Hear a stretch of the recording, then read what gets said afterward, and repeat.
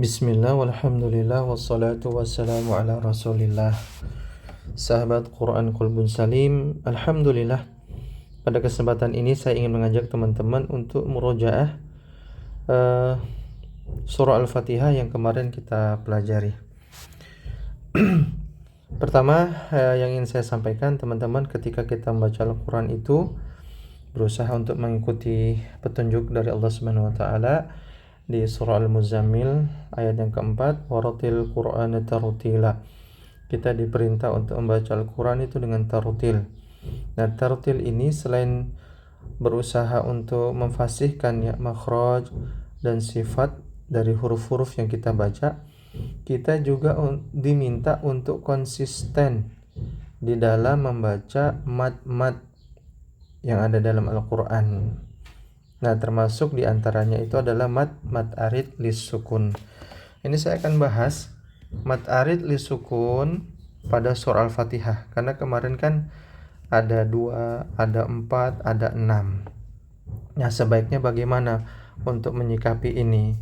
Nah, teman-teman, mat arid, sedikit saya jelaskan tentang mat arid lis sukun ya. Mat arid lis sukun ini salah satu dari mat far'i, mat cabang. Jadi mat itu kan ada 2. Wal maddu asliyun wa far'iyun lahu. Jadi mat itu ada 2, ada mat asli dan mat far'i, mat cabang. Nah, mat cabang ini ada nanti dibagi lagi, ada 13. Nah, salah satunya adalah mat arid lis sukun. Jadi mat arid lis sukun itu terjadi apabila ada sukun arid ya. Sukun arid yang datang karena sebab waqaf dan didahului sebelumnya ada huruf mad atau sukun asli, alif, ya, atau waw. Nah, itu disebut mat arid. Contoh pada kata ini. Ini teman-teman bisa dilihat ya. Ini kan katanya ar-rajimi. Ar-rajimi. Nah, ketika waqaf harus disukun. Kemudian harokatnya dibuang. Nah, ini saya biar mudah ya. Nih. Harokatnya dibuang. Nah, ini menjadi mat arid lis sukun. Ya, jadi ada sukun arid, ini sukun arid yang datang karena sebab waqaf.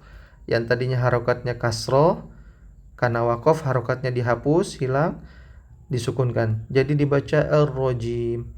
Nah, di sini nanti ada pembahasan panjangnya. Panjangnya bisa 2, bisa 4, bisa 6. Nah, teman-teman ingat ya, konsistensi di dalam membaca mat itu juga bagian dari mentartilkan bacaan Al-Quran. Nah, saran saya, dan ini yang yang muqaddam ya, yang lebih disukai. Kalau teman-teman membaca 2 harokat, di sini 2 harokat, maka seluruhnya 2 harokat. Ya. Dan di mana saja. Kalau isti'adzahnya 2 harokat, bacaan setelahnya mat aridnya 2 harokat. Kalau 4 harokat, semuanya 4 harokat. Kalau 6 harokat, semuanya 6 harokat. Jadi jangan sampai misalkan isti'adzahnya 2 harokat, kemudian baca basmalahnya ini 4 harokat, kemudian alhamdulillah ini 6 harokat. Ini tidak disukai. Bukan tidak boleh ya, tidak disukai. Nah, jadi kan kita inginkan bacaannya tartil tuh. Nah, jadi dengan konsisten dalam membaca matnya. Nah, dari 2, 4, dan 6 ini mana sebaiknya yang kita baca? Saya mengambil dari guru saya, nasihat beliau adalah baca yang 4. Baca yang 4 harokat. Kenapa? Karena nanti ketika kita berjumpa ketika waqaf, dan ternyata di waqaf itu ada 2 hukum. Contoh pada kata illa bima sya'.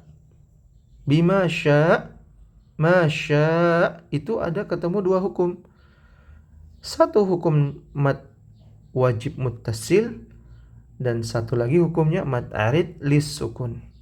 Jadi saran saya membaca mad arid lis sukun 4, membaca mad wajib muttasil 4, membaca mad jaiz munfasil ketika wasal 4. Ketika kita bertemu dengan kata-kata yang harus kita wakafkan dan terkumpul 2 hukum di situ, kita sudah tidak bingung. Jadi saran saya semuanya ini dibaca 4. Jadi seperti ini bacanya, bisa tolong disimak. A'udzu billahi minasy syaithanir rajim. Bismillahirrahmanirrahim. Alhamdulillahi rabbil alamin. Ar-Rahmanir-Rahim. Maliki yaumiddin. Iyyaka na'budu wa iyyaka nasta'in. Ihdinas siratal mustaqim. Siratal ladzina an'amta 'alaihim ghairil maghdubi 'alaihim waladdallin.